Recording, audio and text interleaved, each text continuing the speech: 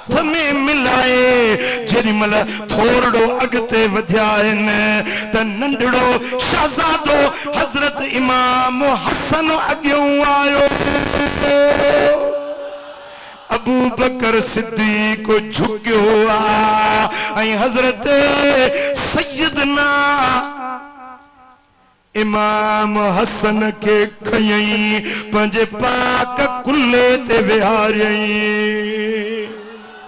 कुल्ले ते विहारे ऐं चवण लॻो बे अबी ए हसन तो ता मुंहिंजो अबो अबू कुहाफा सदके कया तो ता मुंहिंजो अबो घोड़े छॾिया बे अबी शबीहुम बिन नबी सल्लल्लाहु अलैहि वसल्लम ला शिबह अली।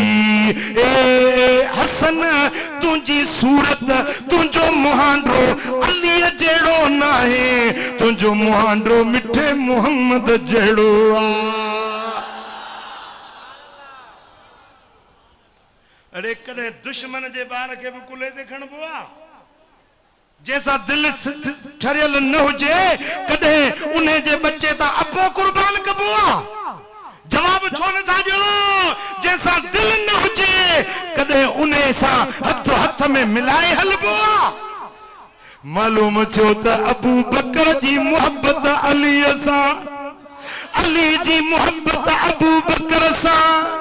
जेडी मल हजरत अबू बकर ये लफ्ज चया व अलीउन यदहको अली खिलण लगो। वाह अबू बकर तुझो मुझे बच्चे सा प्यार। हाँ वरी छा चवंदई त अबू बकर बीबी फातिमत ज़हरा के फदक जो बाग न दिनो अम्मा कावड़जी वई हुई आखिर ताईं ॻाल्हायई न। इहो एतराज़ कंदा आहिनि इनकार कंदा आहिनि इल्ज़ाम लॻाईंदा आहिनि। अच मां तोखे 4 किताबनि जा हवाला थो ॾियां जे हवालो ग़लति थिए दिल बराबाद परे कोन थई। भला जे मातली वञा त बि किरायो मां भरींदुसि वठी अच जाइज़। हाँ जेडी मल सैयदा तय्यबा ताहिरा फातिमतु ज़हरा दुनिया ता पर्दो कयो आ तो वफ़ियत फातिमतु बाद रसूलिल्लाह सल्लल्लाहु अलैहि वसल्लम बिसित्तत अशहुरिन व दफनहा अली इब्न अबी तालिब लैला। जदे हबीबन दुनिया ता पर्दो कयो त 6 महीने अम्मा साइण दुनिया ता पर्दो कयो आ ऐं रात जे वक्त में हजरत अली साईं संदन जनाज़ो दफन कयो रात जे वगड़े में। पर हजरत सैयदा खातून अतहर जी नमाज जनाजे जी के पढ़ी। किताब जो नालो आ तबकातुल कुबरा कंजुल उमाल।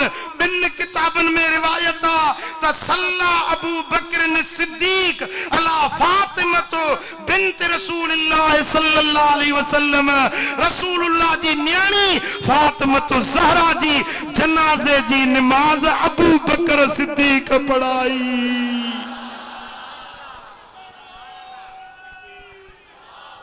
दफन के कयो हजरत अली दफन कयो पर नमाज जनाजे जी के पढ़ाई जवाब दो।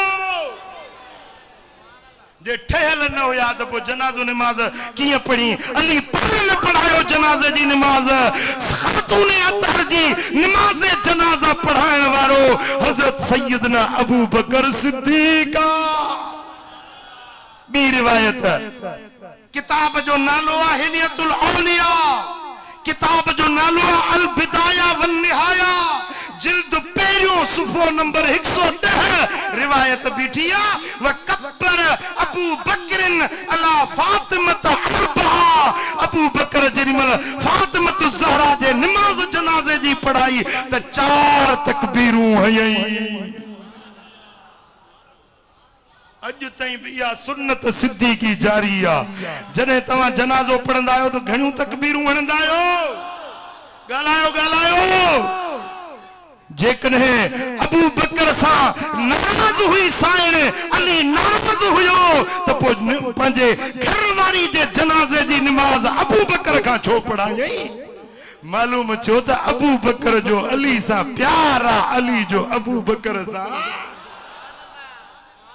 हुननि जो पाण में प्यार आहे, हिते हिन खे रब कयो ख्वार आहे। हुननि जो पाण में प्यार आहे, हिन खे रब कयो ख्वार आहे। अञा नहजुल बलागा उनमें जो शरह आहे इब्न हदीद जो, उनमें रिवायत आणे थो इन अबा बकरिन हुवल्लज़ी सल्ला अला फातिमत अलैहिस्सलाम व कब्बर अलैहा अरबआ। अहले तशय्युअ जो किताब जो लिखे त साईं जी निमाज़ जनाज़ा पढ़ाइण वारो 4 तकबीरूं हणण वारो हज़रत सैयदना सिद्दीक़ अकबर हुयो। मोरे वारा इहा ॻाल्हि त यादि बीहंदई न या विसरी वेंदई? हाँ, जेकॾहिं को एतराज़ करे न त असहाबनि जो अलीअ सां प्यार न हो, अहल बैतनि सां प्यार न हुयो, त गिचीअ मां वठी पुछजांइसि त फातिमत ज़हरा जी निमाज़ जनाज़े जी के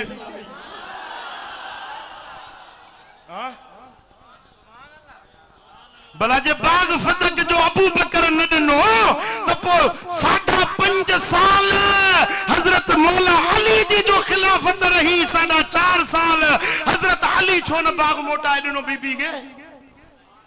जॾहिं अली पाण ख़लीफ़ो हुयो, हुकूमत अली जे हथ में हुई, न अली बि उहो फ़ैसिलो बरक़रार रखियो जेको नबी फ़ैसिलो करे वियो, जेको अबू बकर कयो, उमर कयो, उस्मान कयो, उहो फ़ैसिलो अली बि बरक़रार।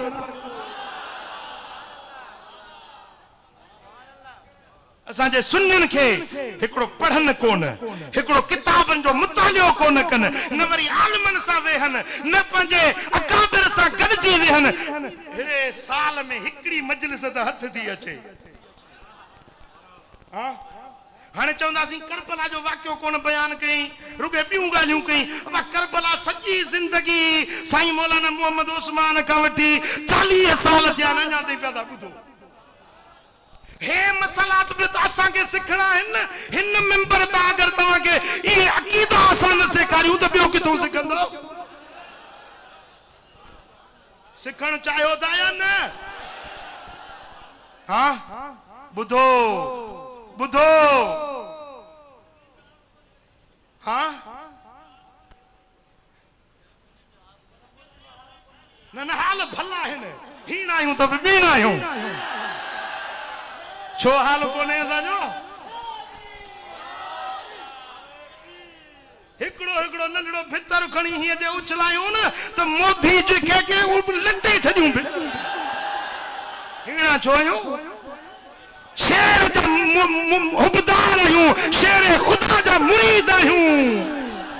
असांजो मुर्शिद मौला अली आहे, असांजो मुर्शिद इमाम हुसैन आहे। सिर कटाईंदासीं, सुर झुकाईंदासीं न। भला जेकॾहिं असांजी पाकिस्तान जी हुकूमत जिहाद जो ऐलान करे, कमर जावेद बाजवा असांजो सिपह सालार ऐलान करे जिहाद ते, मोमिनो निकिरो, नई दिल्ली जे मथां झंडो इस्लाम जो चाढ़णो आहे। साओ झंडो, चंड तारे वारो झंडो, पाकिस्तान जो झंडो नई दिल्ली ते चाढ़णो आहे। केड़ा केड़ा निकरंदो? केड़ा केड़ा जिहाद ते निकरंदो? बाजवा साहब हिन सुन्निन जो ही इज्तिमा अज ऐलान छो करे त जिते पाकिस्तान जो फौजी बीठल हूंदो, हिकिड़े हिकिड़े फौजी जे पोयां 1000 आशिक बीठल हूंदा। आहे इरादो? साईं फरमाइनि था न जिहाद करे, न जिहाद जो इरादो अथसि, मरी वियो त मुनाफ़िक़त जे मौत मरी वियो।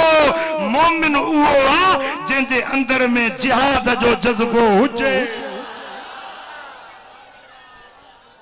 मशहूरियुनि वारा साईं फरमाईंदा हा त भली लठ ॾिसो न, सुठी का लठ ॾिसो, इहा बि लिकाए रखो। पोइ भितर ॾिसो न, भितर वो भी लिकाए रखो तो मता जिहाद में कम अचे। हाँ हे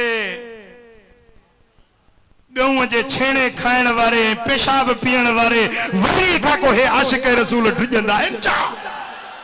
हाँ जेकॾहिं जिहाद जो सॾु थियो त इंशाअल्लाह सिर कुर्बान कंदासीं। हिकिड़ो भेरो वरी ऐलान कयो। हाँ मूं अर्ज़ पे कयो त जेका खिलाफत जंहिंखे हज़रत अली मञो तोखे मोरे वारा मञणो पवंदो। किताब मजमुल ज़वाइद जिल्द 5 सुफ़ो नंबर 176 अम्मा आयशा सिद्दीका रिवायत थी फरमाए लम्मा अस्सस रसूलुल्लाह सल्लल्लाहु अलैहि वसल्लम मस्जिद अल मदीनते जाअ बिहजरिन फवदाहु। जेडी मतलब मस्जिद नबवी पई ठहे न मदीने में, छा पई ठहे? मस्जिद नबवी। तो मदीने वारा साईं पाण पत्थर खणी आया। पहिरियों पत्थर मदीने वारे साईं रखियो। वजा अबू बकरिन बिहजरिन फवदाहु। ऐं ॿिए नंबर ते मस्जिद नबवी जो पत्थर हज़रत अबू बकर खणी आयो, उन्हें अचे रखियो। वजा उमर बिहजरिन फवदाहु। टे नंबर ते हज़रत उमर आदिल आयो, पत्थर खणी अचे रखियईं। वजा उस्मान बिहजरिन फवदाहु। चौथे नंबर ते हज़रत सैयदना उस्मान गनी आयो, उन अचे पत्थर रखियो। पोइ जेॾीमहिल हे बुनियाद असास हे बुनियाद पियो रखिजे। केतिरा माण्हू मस्जिद ठाहींदा आहिनि, मूंखे चवंदा साईं मुर्शिद आयो पहिरियों पत्थर तव्हां रखो हली। माण्हुनि जो अक़ीदो आहे त पहिरियों पत्थर उहो रखे जेको असांजो मोहबत वारो आहे, प्यारो आहे। मदीने वारे साईं मस्जिद जो पहिरियों पत्थर पाण रखियो। ॿियो कंहिं रखियो? टियों कंहिं रखियो? हज़रत उमर। चौथों कंहिं रखियो? हज़रत उस्मान। त हिकिड़े माण्हू जंहिं ॾिठो पिए न, उन चयो त हीअ बि का राज़ जी ॻाल्हि आहे, ही त का राज़ जी ॻाल्हि आहे। फसुइल रसूलुल्लाह सल्लल्लाहु अलैहि वसल्लम अन ज़ालिक। पुछी वेठो त या रसूलल्लाह ही कहिड़ो राज़ आहे? साईं फरमाइनि था हाज़ा अमरुल खिलाफत मिन बदी। मुखां बाद में खिलाफत ईअं थींदी जीअं अॼु पत्थर रखिया आहिनि। इस्लामी सल्तनत जो बुनियाद रखण वारो मां मोहम्मद करीम आहियां। मुखां बाद में मुंहिंजो खलीफ़ो थींदो त ऐं उन खां पोइ पत्थर कंहिं रखियो हो? ऐं पोइ हाँ मदीने वारो ख़ुदि फ़ैसिलो करे वियो न। पोइ जेको फ़ैसिलो मदीने वारे साईं कयो उनखे मञो था? मञो था? भला जे न मञो न त पोइ मां कुझु नथो चवां, मौला अली खां था पुछूं त उहो छा थो फरमाए। मौला अली खां पुछूं। सोने अली जो फरमाना किताब मनाकिब अल्लामा इब्न शहर आशूब जेको अहले तशय्यो जो किताब आहे। अहले तशय्यो जे किताब जिल्द नंबर 3 सुफ़ो नंबर 63 उन में शियो आलिम थो लिखे। हज़रत मौला अली जो फरमान आहे काल अमीरुल मोमिनीन रज़ियल्लाहु अन्हु व मल्लम यकुल इन्नी राबिउल खुलफा फअलैहि लानतुल्लाह। मौला अली थो फरमाए जेको मूंखे चौथों खलीफ़ो न चवे उन ते अल्लाह जी लानत।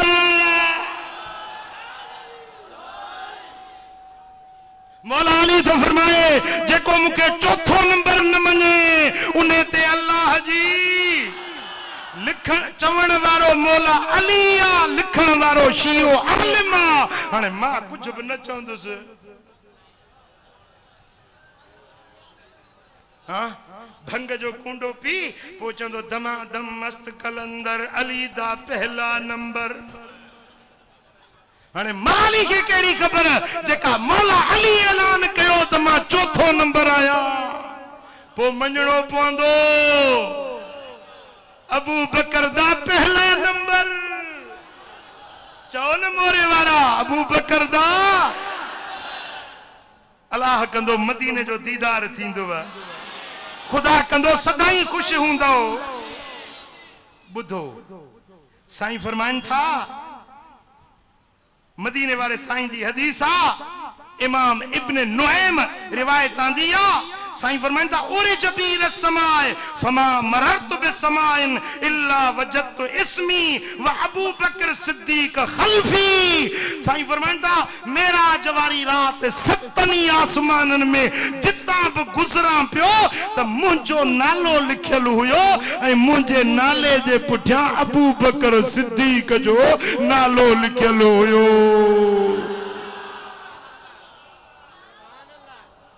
तो इश्तिहार में अबू बकर जो नालो फाड़ी दे न, मस्जिद का नालो मेसारी दे न, जेको अर्श ते रब सतनी आसमानन ते रब मुहम्मद जे नाले सां गॾु अबू बकर जो नालो लिखियो आ।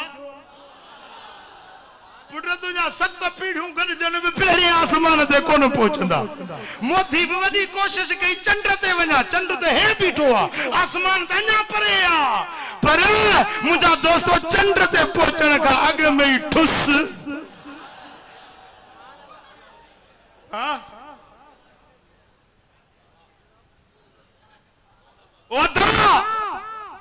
अबू बकर जो नालो मुहम्मद सोने जे नाले सां गॾु रब पाण लिखी छॾियो आहे। पोइ जेकॾहिं अबू बकर सां मोहब्बत थई त इहा मोहब्बत मदीने वारे सां आहे। मुंहिंजे साम्हूं हिकिड़ी हदीस आई आहे, अरबी यादि न बीहेव, सिंधी त सम्झो था न, सिंधी लफ़्ज़ त यादि बीहंदव न। इहो तव्हांजो अॼु जो सबक़ आहे, सिखी वञो, यादि करे वञो। जेको न एतराज़ करे उनखे बसि इहो सिंधी में लफ़्ज़ ॿुधाए। जे हूंदुसि ज़रड़ो बि नीमक जो न त गर्दन झुकी वेंदुसि, भला जे नीमक ई न अथसि त पोइ अलाह ॼाणे। हदीस जा लफ़्ज़ आहिनि। हदीस इमाम अबू नुएम इस्बहानी रिवायत आंदी आ, किताब फज़ाइलुल खुलफा जे अंदर सुफ़ो नंबर 48।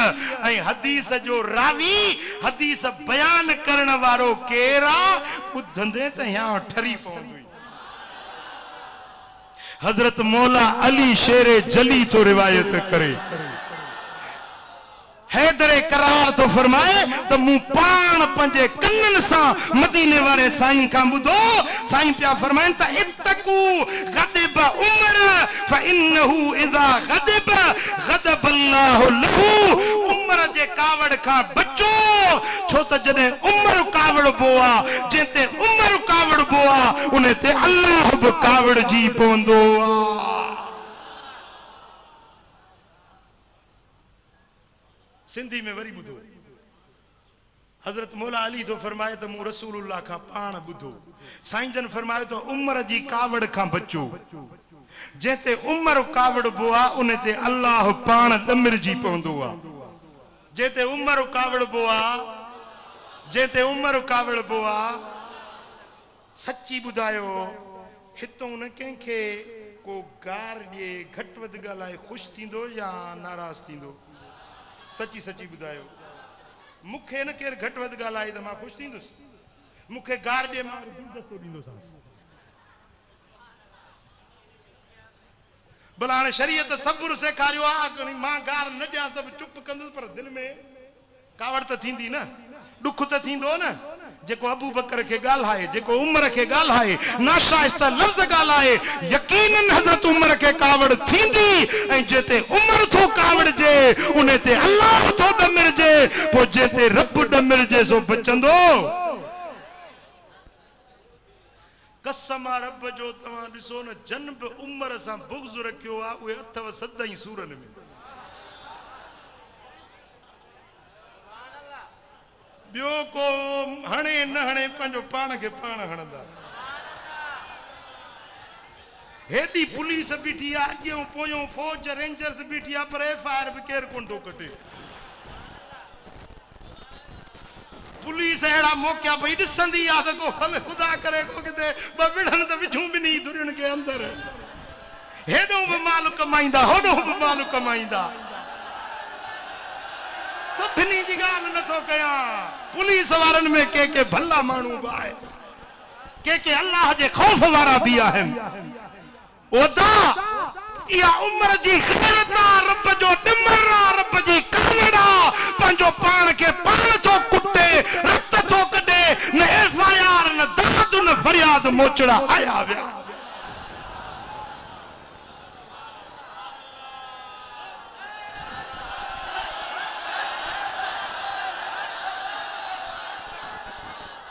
बी हदीस ॿुधो बी हदीस ॿुधंदे मोरे वारा तुंहिंजो पाणो रत जो वधी वेंदो हवालो मां थो ॾियां दिलगीर नची मां ज़िम्मेदारी सां थो बयान कयां हदीस मुझे सोने हबीब जी किताब जो नालो आहे फज़ाइलुल खुलफा और राशिदीन ऐं ॿियो किताब आहे इब्न शाहीन जो टियों किताब आहे जामिउ सगीर चौथों किताब आहे कंजुल उम्माल इन्हनि चइनी किताबनि में हदीस बीठी आहे हजरत इब्न अब्बास तो रिवायत करे मा फिस समाए मलकुन इल्ला वहुव युवक्किरु उमर सतनी आसमानन में को भी मलाइको नाहे जेको उम्र जी इज्जत न कंदो हुजे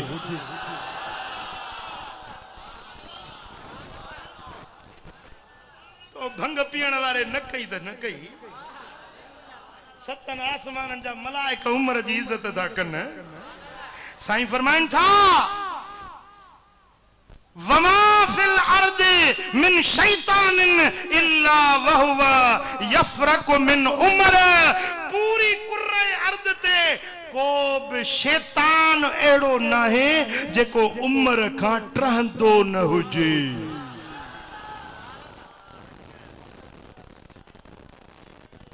सभिनी आसमाननि जा मलाइक उम्र जी इज्जत कंदा आहिनि ज़मीन जा हड़ई शैतान उम्र खां बस हाणे सुञाणी वठ न जेको उम्र जो नालो ॿुधी चिड़े मुंहुं खटो करे समझी वञ त केरु आहे चइजांइसि न कुझु न चइजांइ बस समझी वञ त केरु आहे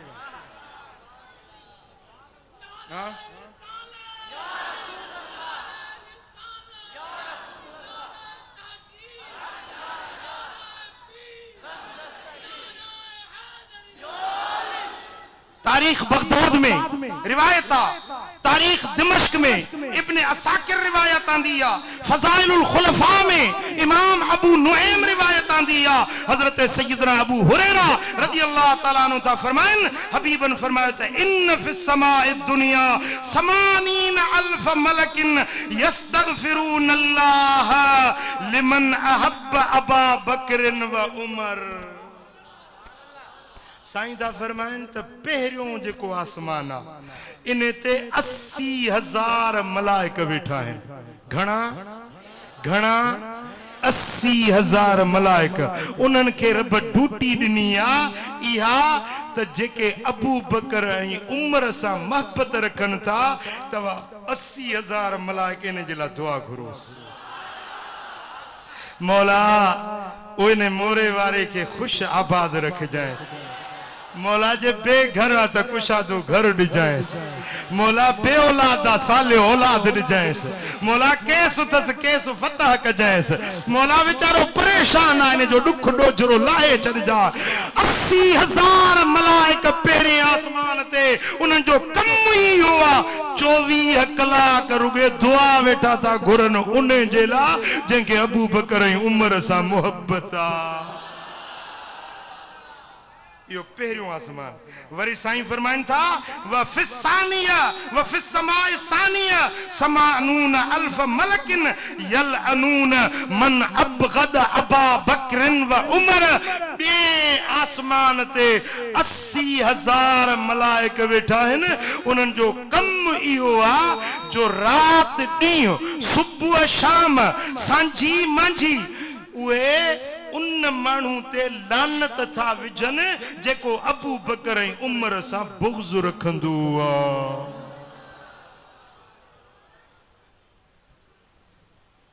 कोन सम्झव ॻाल्हि घबरायो छो था बयान करण वारो मां आहियां ज़िम्मेदार मां आहियां तव्हां छो घबराइजी विया आहियो पहिरें आसमान ते 80,000 मलाइक आहिनि दुआऊं था वेठा घुरनि उन जे लाइ जेको अबू बकर ऐं उमर सां मोहबत रखंदो आहे ॿिए आसमान ते 80,000 मलाइक आहिनि जेके लानत ई फिटकार था विझनि उन माण्हू ते जेको अबू बकर ऐं उमर सां बुग़्ज़ रखंदो आहे। रब ॾिठो त हे सुन्नी कोन कंदा इहो कमु, मलाइकनि जी ड्यूटी लाइ छॾी। मलाइकनि ताईं न को केरु पहुची सघे, न को उन्हनि खां को पलांदो वठी सघे। हिते थी हाणे असां चऊं त सुभाणे जहिड़ो थी सघे थो, फितनो थी पवे, तंहिंजे करे अलाह ताला मलाइकनि जी ड्यूटी लॻाए छॾी आहे। अबू बकर सां मोहबत रखण वारा दुआउनि जा हक़दार आहिनि, बुग़्ज़ रखण वारा लानत जा हक़दार आहिनि। पोइ तव्हां कहिड़े टोले में आहियो? कहिड़े टोले में आहियो? हुबदारनि में, जंहिंजो पंजे तन पाक सां प्यार नया, जेको मञंदो चारई यार नया, तंहिंजे कले में जो एतबार नया, तंहिंजे कल में जो तन मूज़न खां असां धार आहियूं, असां हैदर जा हुबदार आहियूं, असां हैदर जा हुबदार आहियूं, कंदाल नबीअ सां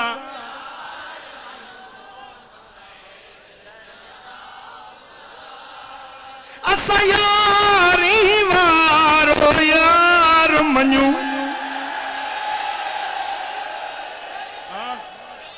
कंहिंजी बगदाद वारे सां मोहब्बत आहे। असां यारी वारो यार मञू, सुण गौसे आज़म दिलदार मञू, असां पीर मिठो पगदार मञू, असां अबू हनीफे जा यार आहियूं, असां हैदर जा हुबदार आहियूं, असां हैदर कंदाल नबीअ सां प्यार आहियूं, असां हैदर जा हुबदार आहियूं, असां हैदर। असां पिटे को मातम को न कयूं, हथ लोॾे चओ त असां पिटको मातम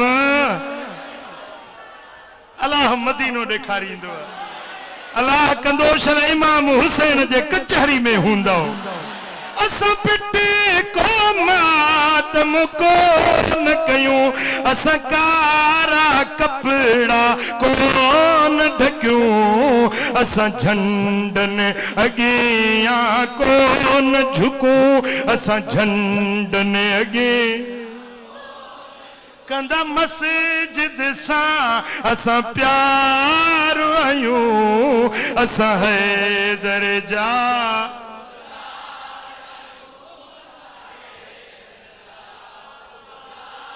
असां नूर नबी सरदार मञू, सब बशरन जो सरदार मञू, रिय पाछे सो दिलदार मञू, रिय पाछे।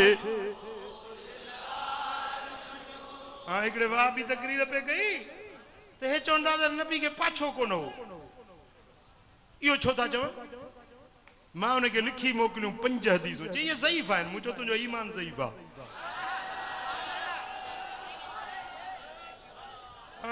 जंहिंमें मदीने वारे जो शान अचे उते तोखे ज़ईफ़ ई थी नज़र अचे, इएं चओ त तुंहिंजो ईमान ज़ईफ़ आहे, मुंहिंजो नबी शान वारो आहे। रिय पाछे सो दिलदार मञू, रिय पाछे सो दिलदार मञू, असां मञंदा नबी मुख़्तार आहियूं, असां हैदर जा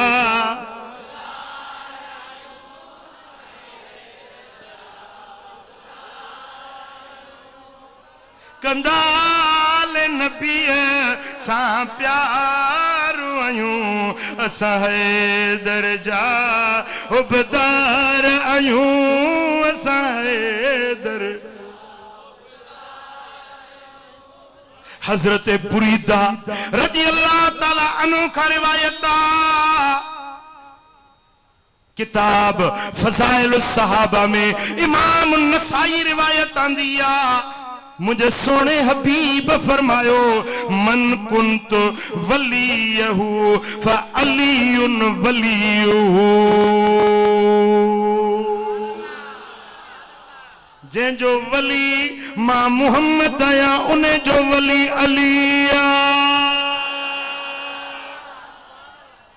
जंहिंजो मददगार मां मुहम्मद आया उन्हें जो मददगार अलिया। जंहिंजो साथी सहारो जिगरी यार मां मुहम्मद आया उन्हें जो साथी सहारो जिगरी यार अलिया। बी रिवायत साईं फरमाइता मन कुंत नबियहू फअलियुन वलियुहू। मां मुहम्मद जंहिंजो नबी आया उन्हें जो वली अलिया। चो अली वलीउल्लाह अली वलीउल्लाह।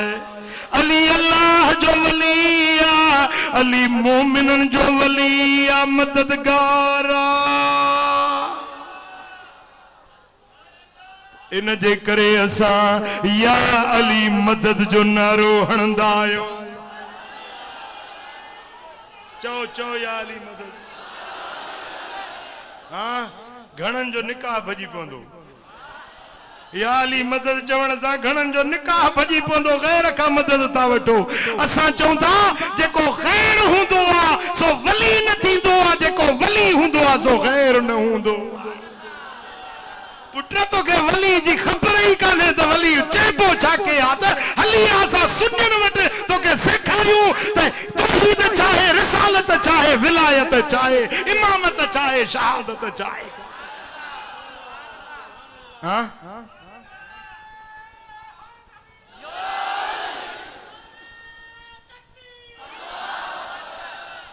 इमाम तिरमिज़ी रिवायत आंदी आ जिल्द 6 सुफ़ो नंबर 73 या सागी रिवायत मुस्नद अहमद बिन हंबल में आ जिल्द 33 सुफ़ो 154 या सागी रिवायत सही इब्न हिब्बान में आ जिल्द 15 सुफ़ो 374। हजरत इमरान बिन हुसैन रज़ी अल्लाह ताला अन्हु तो रिवायत करे हबीबन करीमन फरमायो इन अलियन मिन्नी व अना मिन्हु।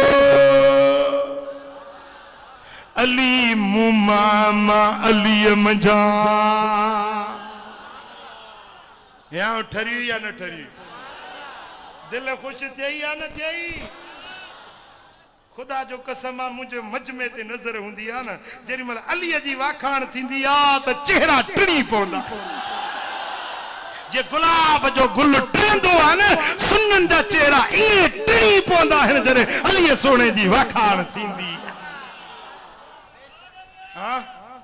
साईं फरमाइनि था इन अलियम मिन्नी व अना मिन्हु।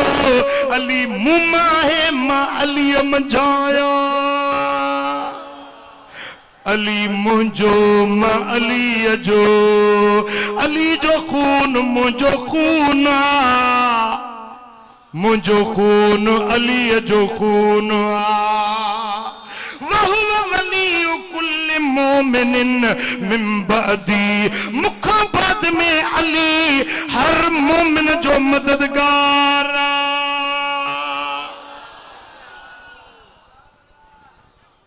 पुट जॾहिं ॾुख पवंदो आहे का सख़्ती थींदी आहे त सॾिबो उन खे जेको मदद करे न जी कंहिंखे सॾिबो। वॾेरे साहिब वटि हिकिड़ो भेरो वे ॿ भेरा वे टे भेरा वे ॿुधई न खर बि न कई गाह बि न विधई तोखे। हाणे जे मुश्किल पए वरी वॾेरे वेंदे चवंदे अॻे कहिड़ा फुसकी जा पटका ॿधाए जो वरी वञासि। अब हाओ जेको मुश्किल में कम न अचे वरी उनके सॾबो न आहे उनजे तॾे ते न वञबो आहे। मदीने वारो तो फरमाए त मुखां बाद में अली तव्हांजो वली अथव, अली तव्हांजो मददगार अथव। हाँ अली के सॾे त ॾिस न, अली सां मोहब्बत रखे त ॾिस न, अली जी हुब सीने में समाए त ॾिस न। पर मोहब्बत उहा न जेका हो मोहब्बत जी दावा था कनि पिया। हाँ दोल हथ में दर दर ते दोल वॼाइनि ऐं उघाड़ा नाला वठनि, बेअदबी सां वात में नशो आ, भंग आ, पलीत वात कयूं ऐं उन सां पाक नाला वठनि। इहो अदब आ या बेअदबी आ? हजार बार बशोयम दहन से मुश्को गुलाब हिनूज नाम तो गुफ्तन कमाल बेअदबीस। मुश्क अंबर जा डंडन दिया तब मुझो वात लाइक ना है जो नबी जे घराने जा पाक नाला अधूरा नाला वठी बाजारुन में घिटियुन में या का मोहब्बत आ। ना कारा कपड़ा पा महरम जे महीने में। गाल वणे वधी त गॾिजी पढ़ायो। ना कारा कपड़ा पा महरम जे महीने में इमाम जिंदा आए,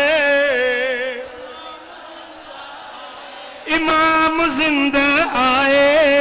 यो पिट को जायज नाए, ना दर दर धूल वजा महरम जे महीने में।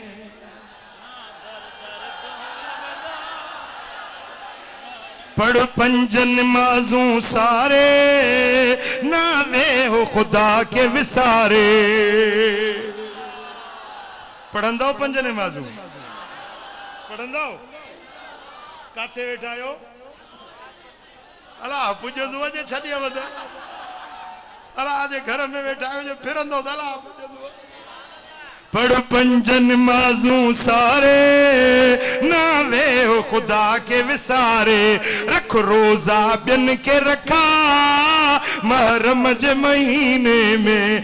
इमाम जिंदा आए, हुसैन जिंदा आए, अली अकबर जिंदा आए, अली असगर। वला तकूलो लिमन युक़तल फी सबीलिल्लाह अमवात। जेको अल्लाह जे रस्ते में मारजी वञे, क़त्ल कयो वञे, तव्हां उनखे मुअल न चवंदा कयो, बल्कि इहो त जेरो आ। वला तहसबन अल्लाह कुतलू फी सबीलिल्लाह अमवाता। जेके अल्लाह जे रस्ते में क़त्ल कया वञनि उन्हनि खे मुअल चवंदनि, पर दिल में भी गुमान न कयो त के ये मरी विया आहिनि, बल अहया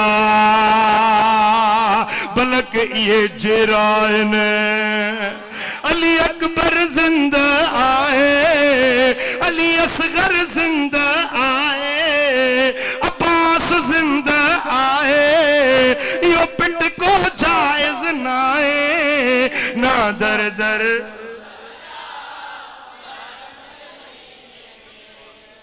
सब परवर पाक जा प्यारा शहीद करबल वारा।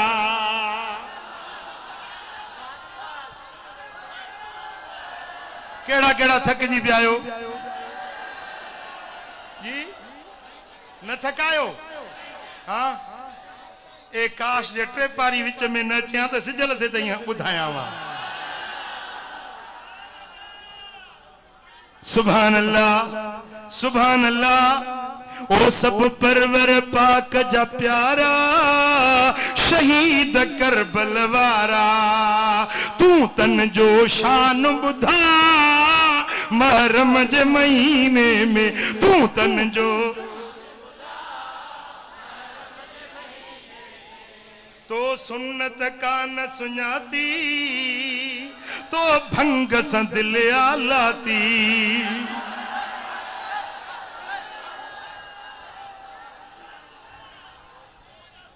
हाँ भंग पी घर आयो 2 सालूं हुजन से हिकड़ी ज़ाल के पे चे अधी पानी ते प्यार जाए 2 ज़ाल पे चे अंधा निभागा सुञाणी न थो नशे में धुत लगो पियो ही ज़ाल के अधी तो सनी के अम्मा भला तू ही प्यार जाए तो सुन्नत को न सुञाती तो भंग सा दिल आलाती छद पिटका ऐं कुटका महरम जे महीने में छद पिटका असहाब नबी जा प्यारा हड़ हादी हिदायत वारा आहन 4 यार भलारा चो 4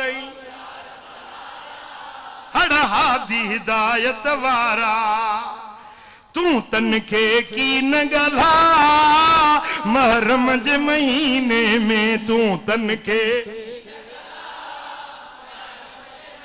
इमाम जिंदा आए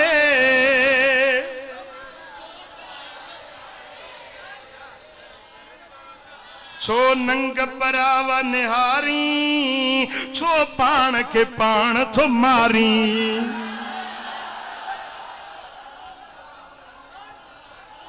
छो नंग पराव निहारी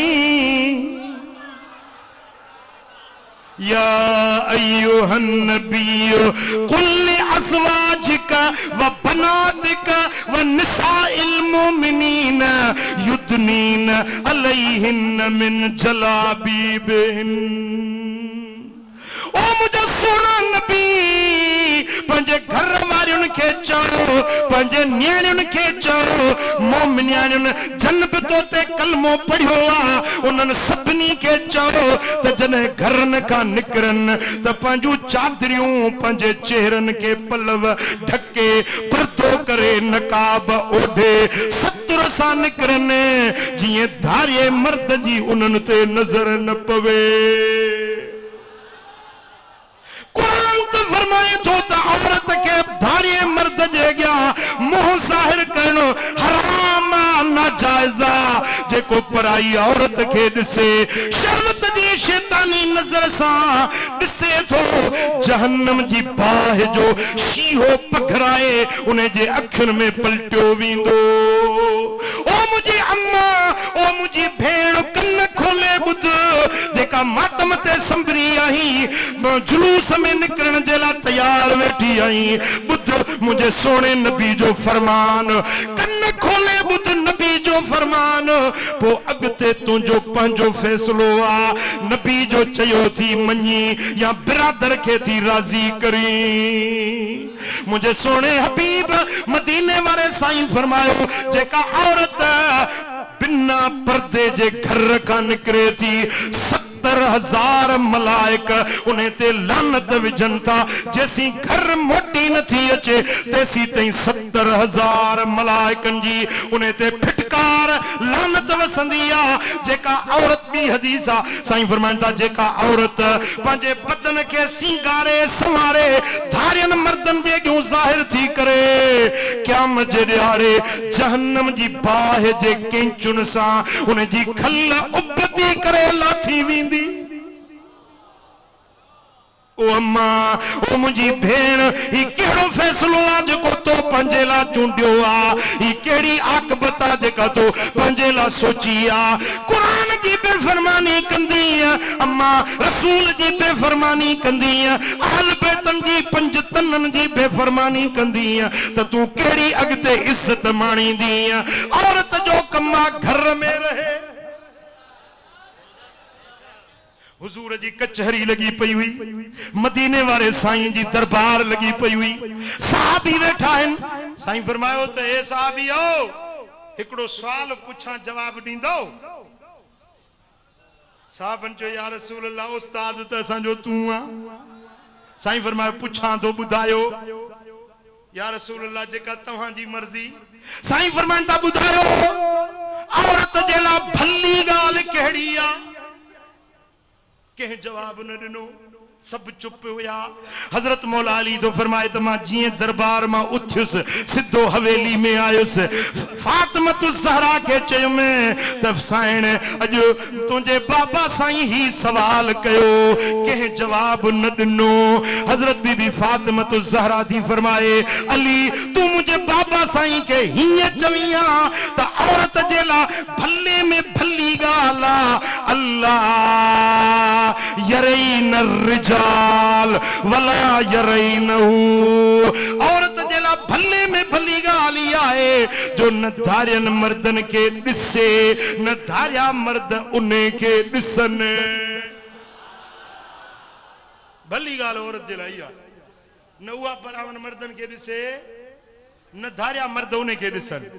हज़रत अली साईं तो फरमाए त मां जीअं घर मां निकतुसि सिधो हबीबन वटि आयुसि। या रसूल अल्लाह तव्हां सवाल कयो हो उन जो जवाब मां खणी आयो आहियां।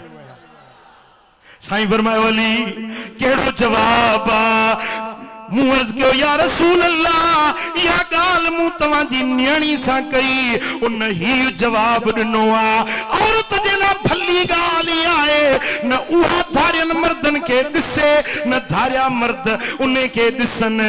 हुज़ूर मुड़किया फरमायो त अली फातिमा मुंहिंजे जिगर जो टुकड़ो आहे मुंहिंजे इल्म जी अमीन आहे। जेका ॻाल्हि मुहम्मद जे दिल में आहे उहा फातिमा जे ज़बान ता जारी थी आहे। मां भी इएं थो चवां जेका फातिमा ॻाल्हि चई आहे औरत जे लाइ भली ॻाल्हि इहा आहे जो न मर्दनि खे ॾिसे न मर्द उन खे ॾिसनि। थोरो दिल ते हथ रखी मूंखे जवाब ॾियो भाइरो ऐं भेनरो, जेका औरत जुलूस में निकिरे थी त घणनि मर्दनि ते उन जी नज़र पवे थी, घणनि मर्दनि जी उन ते नज़र पवे थी कोन थी पवे जी। पो इहा बीबी फातिमतु ज़हरा जी फर्मा बरदार थी या बेफरमान थी? नबी जो चयो मञई या बेफरमानी कयई? हाँ इंसाफ तुंहिंजे मथां आहे। हाणे तूं पंहिंजे लाइ फ़ैसिलो कर। टे हदीसूं ॿुधायूं मां, हिकिड़ी उहा हदीस जेका कैंचुनि सां बदन कपण वारी, ॿी 70,000 लानत वारी, टी हीअ रिवायत ॿुधाई मां। हाणे मुंहिंजी अम्मा तूं फ़ैसिलो कर त तोखे मातम जे जुलूस में वञण कंहिं जाइज़ करे ॾिनो आहे? कहिड़ी हदीस में आहे त औरत गलियुनि में घिटियुनि में धारियनि मर्दनि जे सां गॾु कुल्लो कुल्ले में मिलाए निकिरे? इहो तरीक़ो त मुंहिंजे हुसैन वारो न आहे, इहो तरीक़ो मुंहिंजे मौला अली वारो न आहे। जेकॾहिं अली जो हुबदार आहीं, जेकॾहिं सोणे हैदर करार जो मुरीद आहीं, परावा नंगन निहारींदो कर। छो नंग परावा निहारी, छो पाण के पाण थो मारी। चओ न छो नंग परावा निहारी, छो पाण के पाण थो मारी। सिख सब्र छॾे सटका महरम जे महीने में, सिख सब्र छॾे सटका महरम जे महीने में। इमाम ज़िंदा आहे,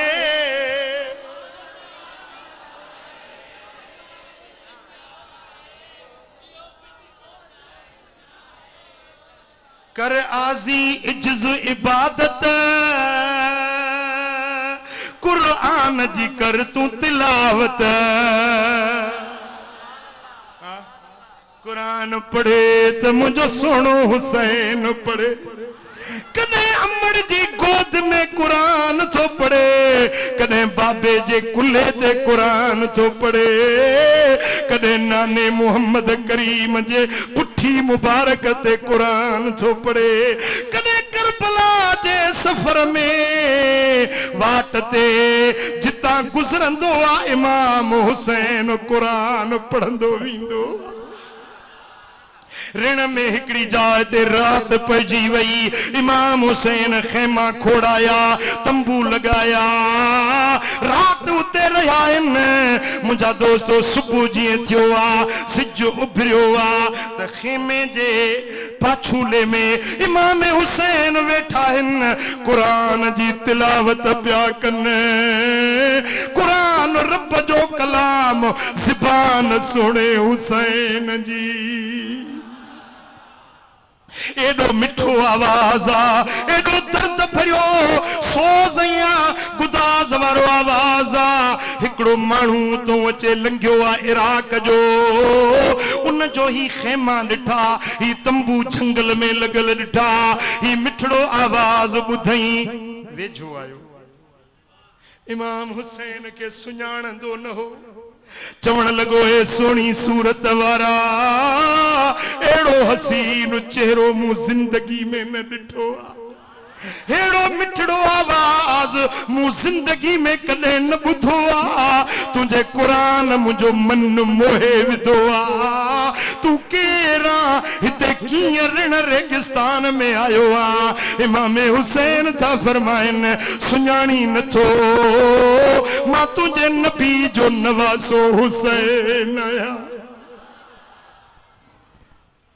मुझो नालो हुसैन इब्ने अलिया मुझी अम्मा खातून जन्नता चे तो सही पो हिन ऋण में हिन रेगिस्तान में अवा कीअं आया यो फरमाइन था ही पंजे नाने जे दीन जी मुहाफ़िज़त जे लाइ निकतो आया किसी ने जब वतन पूछा तो यूं हजरत ने फरमाया मदीने वाले कहलाते थे अब हैं करबला वाले मदीने वाले कहलाते थे अब हैं करबला वाले मुझा दोस्तों जरे मैदान जंग में अचन था फअखज़ मुसहफ़न फजअलहू बैन यदैहि मैदान करबला में हिकड़े हथ में तलवार आ बे हथ में कुरान आ ॻाल्हायो छा आहे ॻाल्हायो हथ में कुरान आ मुझा दोस्तों ये मैदान में निकता हिन जिए जाडे वंजन प्या त कूफियुन जूं कंधियूं केराईंदा प्या वंजन जहन्नम में पहुचाईंदा प्या वंजन जे कचर मूरी कटबी आ हैदर जे बचड़े जी तलवार सा यजीदन जा सिर इए कटजन प्या जिस्म गभा गभा जन प्या मुझा दोस्तों जेडी मल हकल करे हुसैन वने पियो त यजीदी पोते हटी प्या वजन इए अल्लाह जो शेर मैदान में निकतो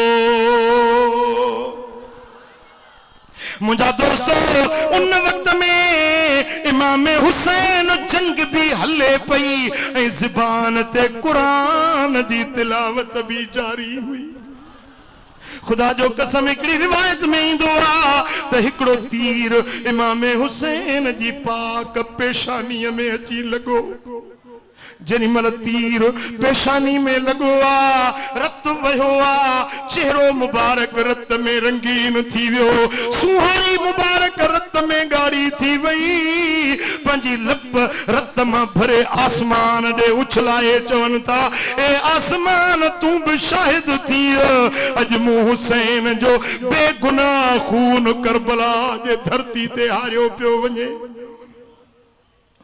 मुझा दोस्तों एड़े वक्त में जरी मल तीर सी पेशानी ते लगो आ कुरान जी सूरह यासीन जी इहा आयत ज़बान ते हुई काल या लैत कौमी यअलमून बिमा गफर ली रब्बी वजअलनी मिनल मुकरमीन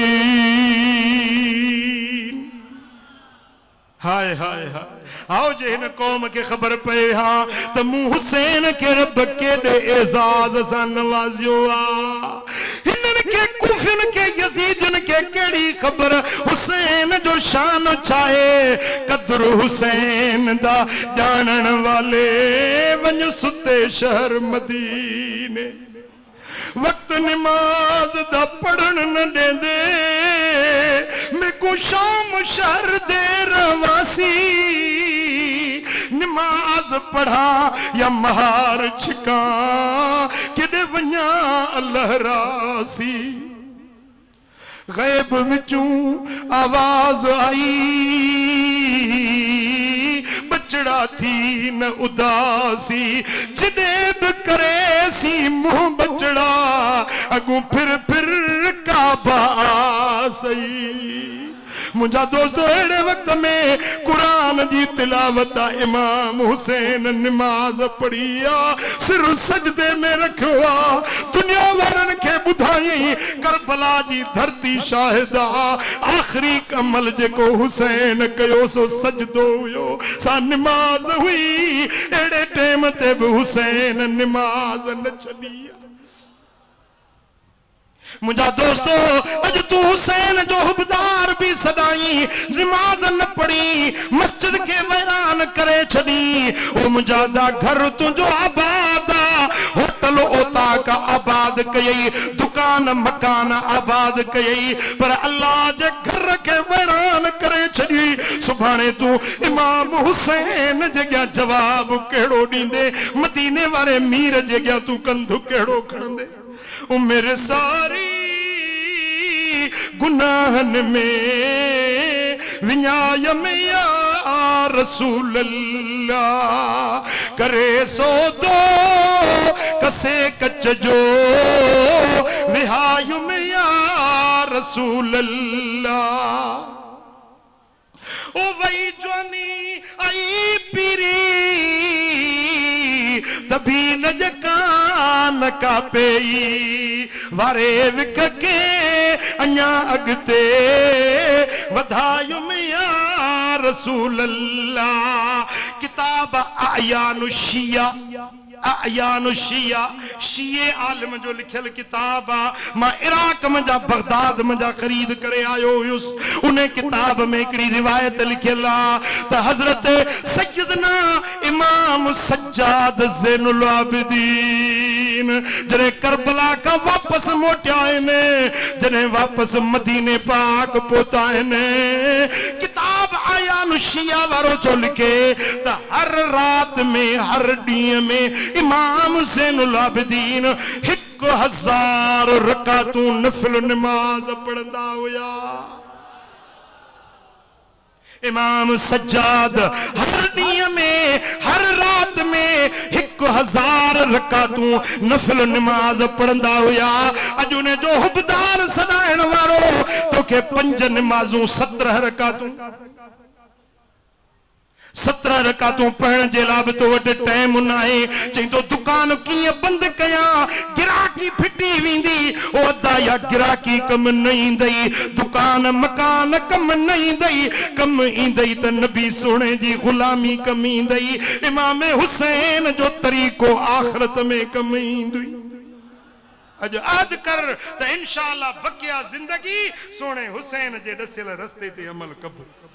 जेके नमाज न पढ़ंदा आहियूं नमाज पढ़ बि मथे मथे हथ खणो चोरी न कबी जिना न कबी पराओ हक न खाइबो कंहिंसां ज़ुल्म न कबो कंहिंजी हक तलफी न कबी। मुझा दोस्तों जिंदगी फानी आ बेबका बेवफा जिंदगी आ अज न सुभाणे मौत मथो भरियो बीठो आ। ओ मिठा पंहिंजे रब खे राज़ी कंदे साले अमल कंदे तुझी दुनिया भी आबाद तुझी आखिरत भी आबाद। अल्लाह करीम मुझो चवण तवा साजो बुधण पंजे दर ते कबूल ए मंजूर फरमाए। रब करीम शाल हिन महफिल जे सदके करबला जे शहीदन जे सदके सभनी जे दिलन जो मुरादूं पूरियूं फरमाए। अल्लाहुम्मा सल्लि व सल्लिम व बारिक अला हबीबिना मुहम्मद व अला आलिहि व सहबी अजमईन। अल्लाहुम्मा सल्लि व सल्लिम व बारिक अला नबीना मुहम्मद व अला आलिहि व सहबिही अजमईन। या अल्लाह हिन सारी जमात राज़ी थी सभनी जे दिलनि जो मुरादूं पूरियूं फरमा। ए मुझा मौला जेके दिल में उम्मीदूं खणी आया आहिनि सभनी जे दिलनि जो उम्मीदूं पूरियूं फरमा। कर्ज वारनि जा कर्ज लाह बीमारन के शिफा नसीब कर दर्दमंदन जा दर्द दूर कर साइलन जा सवाल पूरा कर। या अल्लाह जाम साहब जे फोत शुदा मानुन के मगफरत फरमा। मुझा मौला जाम नूर साहब जे पुत्र के जन्नत में जाए ॾिजाए। ए मुझा मौला साईं किबला गुल मोहम्मद के सेहत कामिला शफाए कामिला आजला अता फरमा। या अल्लाह हिन पूरे मजमे ते रहमतूं ऐं बरकतूं नाज़िल कर। ए मुंहिंजा मौला जेकी बि दिल में उम्मीदूं खणी आया आहिनि सभिनी जूं उम्मीदूं पूरियूं फरमा। मौला पंहिंजे हबीब जे सदके पूरे मजमे ते पंहिंजे सोने हुसैन जे सदके करबला जे शहीदन जे सदके सभिनी जे मथां मेहरे नज़र फरमा। असां सभिनी के मदीना मुनव्वरा जी हाज़िरी नसीब कर, हुजूर जे दर जी हाज़िरी नसीब कर। मौला उहे कम करा जिन में तूं राज़ी तुंहिंजो हबीब राज़ी हुजे। मौला पंहिंजे हबीब जे सदके कश्मीर जे मुसलमाननि जी मदद फरमा, कश्मीर जे मुसलमाननि जी मदद फरमा। ए मुंहिंजा मौला कश्मीर के पाकिस्तान जो हिस्सो बना। मौला कश्मीर के पाकिस्तान जो सूबो बना। कश्मीर जे मज़लूम मुसलमाननि जी तूं मदद फरमा। असांजे फौज जी तूं मदद कर, फौजी जवाननि जो मोराल तूं बुलंद फरमा। या अल्लाह पाक फौज जे जवाननि के शाद ऐं आबाद रखजा। ए मुंहिंजा करीम रब पंहिंजे हबीब जे सदके असांजे हुक्मराननि जो इस्लाह फरमा। सोने नबी जे सदके हिन सारी जमात के मदीने वारे साईं जो दीदार नसीब कर। इन्नल्लाह व मलाइकतहु युसल्लूना अलन नबी या अय्युहल्लज़ीना आमनू सल्लू अलैहि व सल्लिमू तस्लीमा। अल्लाहुम्मा सल्लि व सल्लिम व बारिक अला नबिय्यिना मुहम्मदिन व आलिहि व सहबिहि अजमईन।